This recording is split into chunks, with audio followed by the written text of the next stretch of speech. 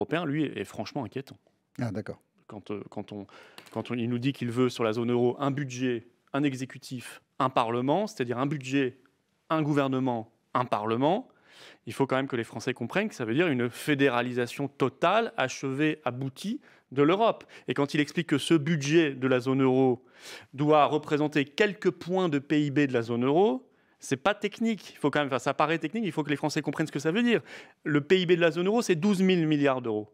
Donc, quelques points de PIB de la zone euro, c'est à minima 250 milliards d'euros par an de budget. 250 milliards par an de budget, c'est-à-dire que la France y contribuerait à minima à 50 milliards par an.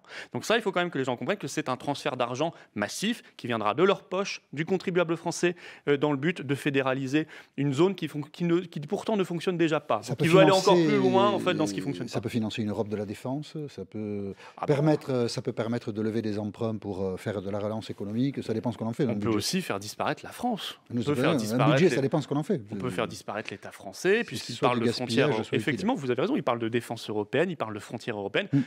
Alors, au milieu de cela, il nous dit « je veux que la France redevienne une grande puissance ». C'est très joli, ça me fait plaisir.